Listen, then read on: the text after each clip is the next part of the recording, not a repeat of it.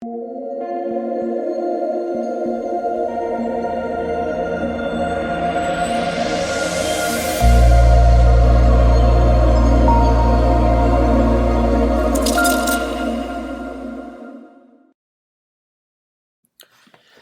what's going on, guys? It's DK. Back at you with another video here for an early look breakdown of the Week 8 NFL main slate on Draftkings.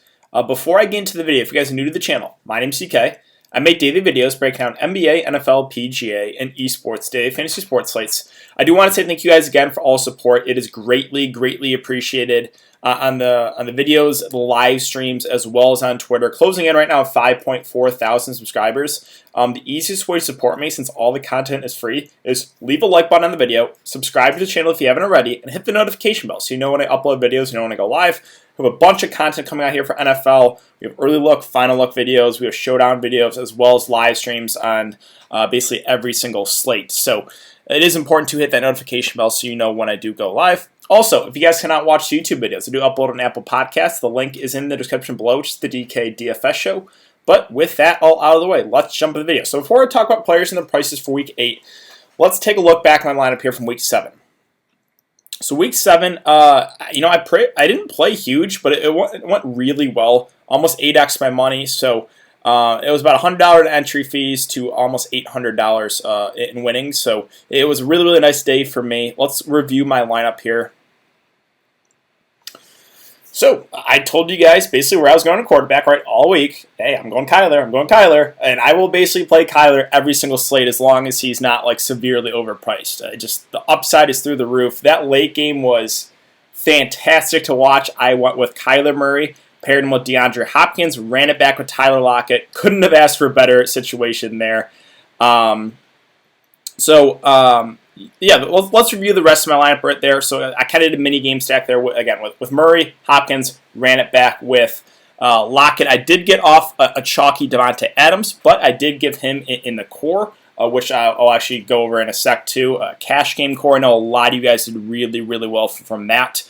The running backs, I told you guys in the live streams, I think you play for cash. It was Kamara, Gio, and Jamal Williams. Now I faded Kamara in this one to get a little bit different. I played Gio and Williams. I just thought they're the best value plays by far on the slate.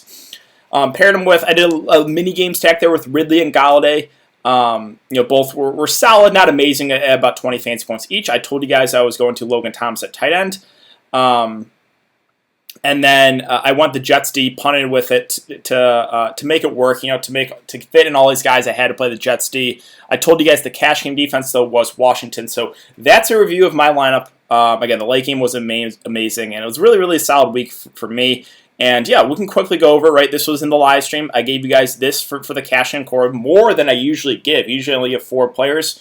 I gave you guys all 3 running backs in Kamara, Williams, and Gio. Now, sure, right? They were all popular. But then I gave, Davante Adams and Keenan Allen, who were, Davante was amazing. Keenan Allen was really good for a surprise thing. He finished at 25 in the Washington defense. So that left you with 5.6K remaining. A lot of you guys used this core and made a ton of money. We can go over a couple of the big winners here on Twitter.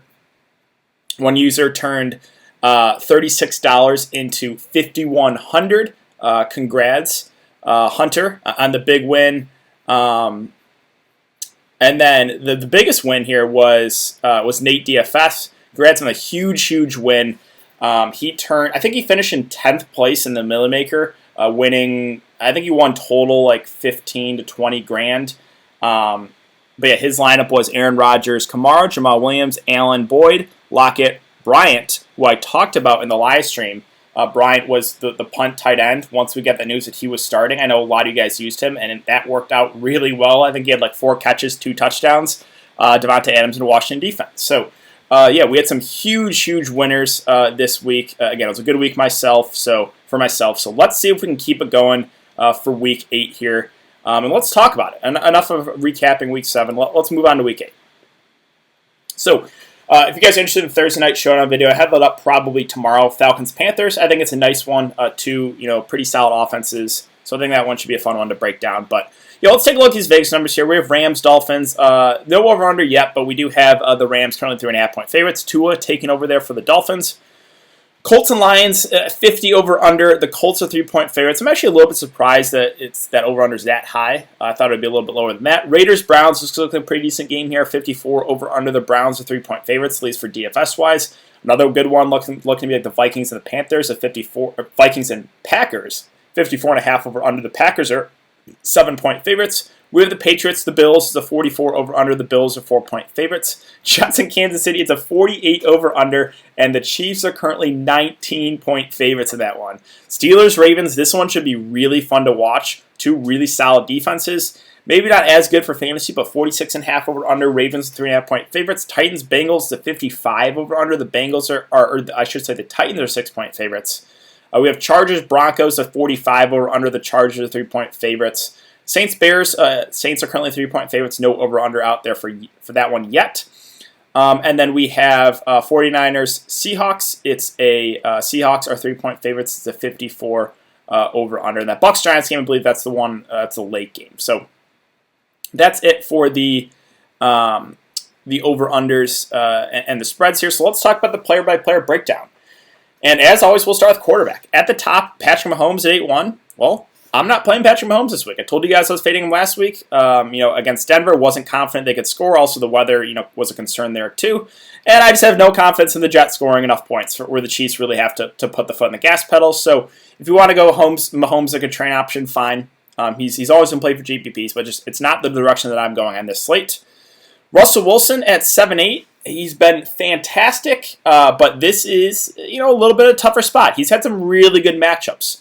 Arizona, Minnesota, Miami, Dallas, Atlanta. New England is not as good a matchup, but hey, it's been some really good matchups. This is not the best matchup, but that doesn't make Russell Wilson out of play. Like, again, he has been so consistent. He's doing it on the ground, too, which is good to see. If you want to continue to ride this hot streak, I'm not going to talk you off of Russell Wilson, but I think he's more suited for GPP play. Not someone I would look to in cash, just for the reason of the matchup alone there.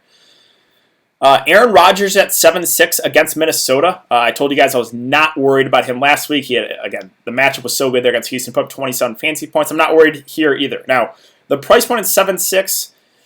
There probably is enough value. You could go to Rodgers in cash if you want to. Again, Minnesota has really struggled to defend the pass, and you can definitely pair him with Devonta Adams. It's always a stack that looks good, to be honest. So Rodgers, if there's enough value, I think you could make it work for cash. Normally, I've been spending down throughout the years, but this year has kind of been different. Like, it's just the quarterback play at the top has been so much better.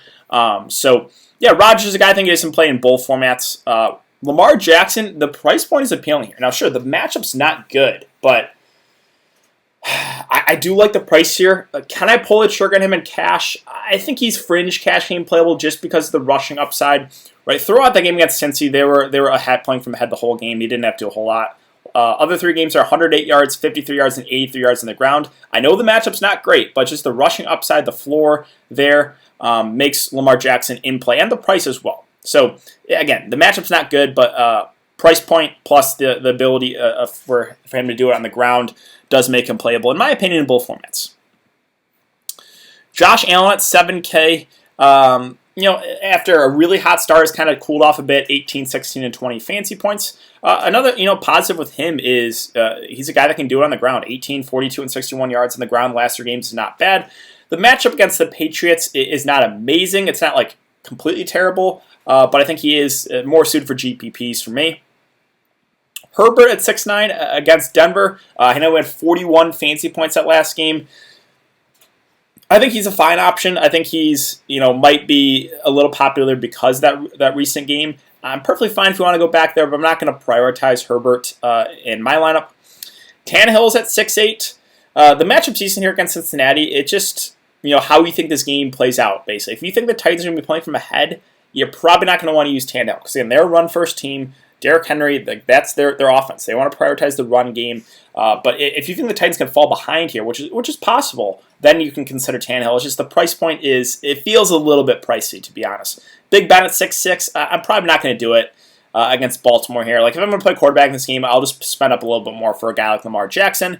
Goff at 6'5" is just fine. Stafford 6'4" against the Colts, probably not for me. Breeze against the Bears, I'll pass. Joe Burrow, talked to you. I told you guys, he was the guy that if I was punting quarterback, it was Burrow. I know a lot of you guys played him for that reason.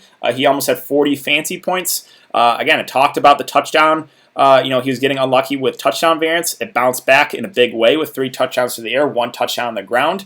The price had come up a little bit, but the matchup is great here against Tennessee. So I think Burrow's a fine play here, even at this price. Both, all 3 of his receivers are playable too if you want to stack. So yeah, even though he got a price hike, I still have some interest there in a guy like Burrow. Baker, we do have no Odell out for the year. He had finally a really solid day. And my word with Baker is they are just a run-first team, right? So they also prioritize the run game, kind of like Tennessee and Derrick Henry. So I'm not overly excited about Baker. Kirk Cousins at 6K, he's been not great, right? He kind of salvaged his day there against Atlanta because of the garbage time. This is a game that is projected to be one of the highest scoring games. I think there's going to be some popular plays in this one. Cousins is, I don't know if I can pull the trigger on him in cash because of how inconsistent his play has been, but I think I like the upside in him and GPPs at that price in this matchup. I know Phillip Rivers was good the last game. I don't want to play Phillip Rivers. Foles, I'm going to pass on. Now, Cam Newton, I know he has also been terrible. He was absolutely terrible last game, was not great there against Denver, but this is a bounce back spot here against the Bills. It's not necessarily like the best matchup, but it's just, the reason I have interest here in Cam is the price at 5.7. And this is a game Patriots are probably going to be playing from behind. The offense has kind of struggled, so I think they could be playing from behind, which is good for Cam because if the Patriots are playing from ahead, they're going to really prioritize the run game.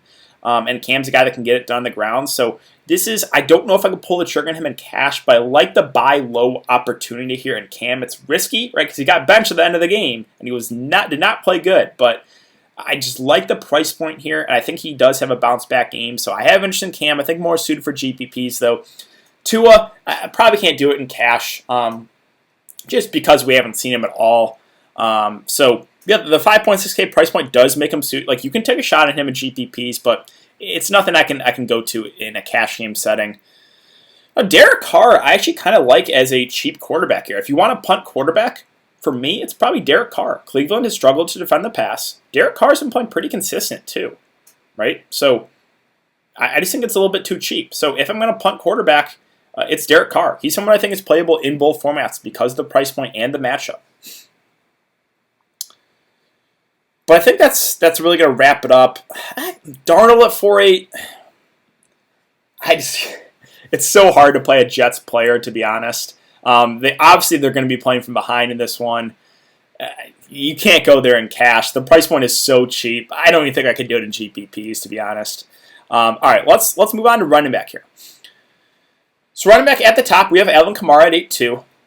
He was a guy that was really, really popular, and I told you guys to go that way in cash games with the 2 cheap running backs. This is not the best spot here against Chicago, but he's still getting a ton of usage. We got to see what the status here on Michael Thomas as well as Emmanuel Sanders. They're both out that last game. That was a slight boost to Kamara. Not a guy that's going to get like a ton of carries, right? But he's just so productive with his touches. Again, the matchup's not good, but I think if both Thomas and Sanders are out again, you can look to Kamara as his spend up. Henry at 8K. Again, you guys know my issue with Henry. No involvement in the passing game. It's all about how you think this game plays out. If you think the Titans are playing from ahead, I think you want interest in Henry. Again, it seems like he always has at least 1 or 2 massive games a year. We've actually seen 2 so far in the first 7 with 30 and 43 fantasy points where completely braced the slate. It's just, at times his floor is somewhat low because of the no involvement in the passing game. And it's not like we're getting him at a discount to at 8K. So Henry, I think, is a fine option. This is, again, all about how you think that game plays out. We have Cook at 7.5. They said a 99.99% chance that he returns this game against Green Bay. If he does return, I like him. I like this game. I think this game has potential for shootout with the Vikings and the Packers. Cook's a guy that's getting utilized in both ways on the ground as well as through the air, a little bit game flow independent. Sure, dealing with the groin injury obviously is a little bit of concern, but price point, matchup, I think Cook looks good in both formats. Jones, kind of the same thing, right? We got to keep an eye on his status. If he plays, I think he makes for a decent play. The one downside, if he does play, is going to deal with the injury. Also, Jamal Williams will get some work. If Aaron Jones is out, I do like Jamal Williams as a cheaper option. Now, his price did come way up, but I still think he's viable, so got to keep an eye on the Packers and Aaron Jones' status. Kareem Hunt, I think, makes for one of the best cash game plays at running back. The matchup's great. Still no Chubb, and he's getting a ton of work on the ground as well as through the air. 6'9", it looks like a fair price. So and no Odell, maybe they rely on the ground game a little bit more. So I do like Kareem Hunt a lot for cash. You can play him obviously in both formats. I think he looks like a really nice play there at the price. I think he's going to be popular this week, but I think it's for good reason. Taylor at 6'6", I like the matchup here. It's just the touches, right? 13, 17, 12, and 12 touches on the ground. Did have 4 catches, but only 4 targets. I wish he was getting a little bit more work on the ground. Like, it was a game 2 where he had, if we were going to get this type of usage from Jonathan Taylor, then I would be all over him at this price in the matchup. But it's just, he's still not getting a ton, of the work. So that's concerning there with Taylor. Edwards-Helaire versus Le'Veon Bell, it's going to be a situation I'm going to stay away from. If I'm going to take a shot on one of these Chiefs running backs, I think it'll just be on the cheaper Bell. It is a revenge game, but yeah, right now, I'm probably not going to go there. Connor, the price looks good. The matchup's not good, but he's still their bell cow back. We can expect about 20 touches on the ground. He's a guy that can get, obviously some usage through the air. So I think he's a safe option if you get to him. Again, the matchup's not good, but he's going to get a majority of the work there. Joe Mixon, another situation we got to keep an eye on. If he does play, I like him a lot here in this matchup against Tennessee. He's been a true workhorse back for the team when he's played. If he misses, I think we can look to a guy like Giovanni Bernard, even though the price came up. So again, got to keep an eye on this news here for Mixon. Jacobs against Cleveland at 6'2". I think it's an okay spot for him. Cleveland has has not been the best on the ground. Defensively, Jacobs, again, it's all about, I guess, how you think this game plays out. If you think the Raiders are playing from ahead, then I think Jacobs looks like a pretty good option here. 6'2", seems a little bit cheap. He's still getting some work through the air, too, which does raise his floor a bit. Again, the game against Tampa Bay, he kind of got phased out just because they're playing from behind most of the game there. So, again, it's all about game script, but if you think the Raiders are playing from ahead, I think you can definitely look to Jacobs. He's a guy that should get, a majority of the work there on the ground. Carson, got to keep an eye on his status. Even if he does play, though, I'm not really interested in the Seattle running backs that are against San Francisco. Jamal Williams at 6'1". So, if Aaron Jones is out, I think we can look to Williams. He looked good there against Houston. He's a good running back. But if Jones plays, obviously I'm not going to get Jamal Williams. So this is, again, strictly dependent on whether or not Jones plays. Madison, kind of the same thing with Cook, but it looks like Cook's going to be back. So, yeah, we'll have to monitor it, but don't think we can go there. Jeff Wilson's out. I'll talk about the San Francisco running back situation, but it's so hard to predict there. Other options, I don't really want to go to the Rams running backs. Gio, if Mixon is out, I know the price came up, but I think he would definitely be playable here in a really good match against Tennessee. He had 13 carries, 37 yards, 5 catches, 5 targets. So, I think Giovanni Bernard would make for a decent play. If Mixon is out, he would be a guy they rely on a lot there at running back. McKinnon, I can't trust San Francisco in the running backs. He was projected to be the starter, and he had 3 carries. It was Wilson and then even Hasty that got more touches than him. So probably can't do that. Melvin Gordon's a revenge game, but that Denver offense is not been looking that good. Swift did get a little bit, more work, but they still have AP, they still have Kerryon Johnson. I'm not overly excited about that. Again, I'm not going to go to the Seattle running backs. Now, Myles Gaskin at 5'2", I think actually makes for a decent play. I know the matchup's not the best here against the Rams, but he is, their workhorse back. He's getting, work done on the ground as well as through the air. 5'3", 5 and 4 targets. The price point's fair. So, sure, the matchup's not good, but Gaskin will get a majority of the snaps there for the Dolphins at running back. And the 5.2K price looks pretty decent. Again, Hasty, he actually got more carries than McKinnon. I think he would probably be the guy they rely on a little bit more on the ground than McKinnon. But either way, I don't want to mess with this running back situation here for San Francisco.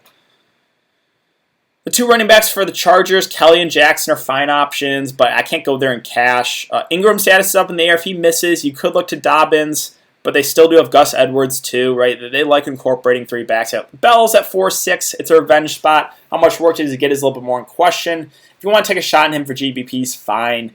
But I probably can't pull the trigger on him in a cash game setting. I think that about wraps up for running backs. So Let's move on to wide receiver. Devontae at the top. I know it's expensive, but man, I think he looks like a good play even at this price point. And the match, you saw what he did against Minnesota week 1, right? 14 catches, 17 targets, 156 yards. He had 44 fantasy points. He's had over 40 fantasy points in 2 of the 4 games that he's played so far this year, which is absolutely insane. The spend-up wide receivers aren't, they're not in the best spots like they were last week, right? I told you guys you're going to make some tough decisions with the spend-up wide receivers. This week, it's a little bit more clear for me. Like, Devontae is the clear guy for me, even at this price point. There's enough value options, so I do like Davante Adams. I like him in both formats. Yeah, the Seattle receivers right with Metcalf and Lockett. I know Lockett went absolutely insane for me last week, but the matchup against San Francisco is just, another guy that's had 40 fantasy points in 2 of the last 4 games, but I'm not super excited about either for the matchup and the price. Michael Thomas against Chicago. We'll see if he plays. He said he's in danger of missing this game too, so got to keep an eye on that. Thielen is a guy that I kind of like at 7-2. I think you could run like a stack here if you wanted to go like Aaron Rodgers, Davante Adams, run it back with Thielen or Justin Jefferson for like a GPP lineup. Or again, the running backs look okay too. So this game is definitely a game I think you can consider stacking for GPPs. He wasn't amazing last week, and it was Justin Jefferson that took over, but I still like Thielen's floor and upside at that price. Let's see, again, Robinson against New Orleans is a fine option. He's the guy that's going to get a ton of targets. Probably a game the Bears are playing from behind. A.J. Brown's been playing really well. The price is slowly coming up, but he's been super, super consistent. I have no issue if you want to go back to the well there with A.J. Brown. Let's see, other options. Again, Hill. The reason I'm not overly excited about him is just I'm not confident the Jets can score enough points here. Galladay against the Colts, it just seems like okay. Boyd, I mentioned he was my favorite receiver there for the Bengals, but I like all 3 again this week. I think all 3 are in play in a really good matchup. I don't think we get 13 targets again, but Boyd's been really, really consistent, and sure, the price went way up, but I still think he's viable here. Now, AJ Green is probably a guy I will prefer for the discount. I know he's a little bit risky because of the injury history and him getting up in age, but I think all 3 Bengals receivers are playable. And Jefferson, he was amazing last week, 9 catches, 11 targets. Probably won't get that again, but he's at over 100 yards in 3 of the last 4 games, which is really, really good to see. Again, I think this game is certainly stackable. So if you want to run, again, the Green Bay stack and run it back with one of these Vikings receivers, or you could do like Kirk Cousins and pair him with either or both receivers and then run it back someone in Green Bay, right? So this game is definitely a game I think will be popular for stacking, but I think it makes some sense, right? I like both receivers for the Rams and Kupp and Woods. I think they're a little bit too cheap. I do prefer a Kupp out of the slot. I think his floor is a little bit higher. The targets have been safe. He's a guy that liking the ball too. So I think Cooper Kupp makes for a decent play. Again, if you want to go Woods, that's fine. I think both are playable in the mid-range. I like Keenan Allen a good amount at 6-2. It's just too cheap. His price didn't move. The targets, right? I know that game against New Orleans, he got injured, so don't be worried about that. Other games, 10, 19, 11, 13 targets. He's just a guy that's going to be targeted a ton. They always look his way. The matchup's not amazing here, but just the price point and the floor with his targets. I do like Keenan Allen. I think he looks like a really solid cash game play. Obviously playable in both formats. Odell's out for the year. We'll talk about a couple Cleveland receivers. Crowder's status is up in the air. If Crowder does play, I think he's a fine option just because another guy's been getting targeted a ton. If he misses, I think we can look at a guy like Braxton Berrios for value. Again, we'll get to him in a sec. Let's see. Higgins at 5'6". 5'6" is a decent option. I probably, again, prefer A.J. Green for the discount, but I think all 3 Cincinnati receivers are playable. Landry got a big price hike with no Odell. Does his role necessarily change a lot? Maybe not a whole lot. Again, a $1,000 price jump is a little bit, it feels like a lot, but I think he's an okay option here in the mid-range. Again, decent matchup there too. The one downside is just, that Cleveland's a run-first team. Deontay Johnson had a big week. I told you guys he was the Pittsburgh receiver I like the most. He had 9 catches, 15 targets, 2 touchdowns, but did, I think, get injured there at the end of the game, so got to keep an eye on his status. If he plays, he's okay for GPPs. I don't like the price as much this week in the matchup. If he misses, Claypool, Juju probably get a little bit of a boost. Let's see. Other options here at wide receiver, T.Y. at 4.9. The matchup's good here against Detroit, but he's just had a really down year. Maybe this is the week he finally breaks out. Probably can't go there in cash. Sanders got to keep an eye on it. I think won't be eligible. Oh, so he won't be eligible until after the game. So he's confirmed already out in this game. Potentially no Michael Thomas too. We'll talk about some cheap Saints wide receivers. Other options, Sammy Watkins' status is up in the air. We'll see. Either way, though, I'm not overly excited about the Chiefs' offense just because I'm not confident in the Jets. Traquan Smith at 4.7 is an okay option, especially if both those receivers are out. He had 4 catches, 4 targets. There are a couple other cheap plays I'll mention here. Aguilar has actually been playing pretty well here for the Raiders with no Bryan Edwards. His status is up in the air. If Edwards is back, it would make Aguilar pretty risky. He has had a touchdown, too, in the last 3 games. That's probably not going to continue. AJ Green. So he right now is one of my favorite value plays. I mentioned him last slate as being one of my favorite value plays. This slate he is as well. 11 and 13 targets the last 2 games. 4.5K. It's just too cheap.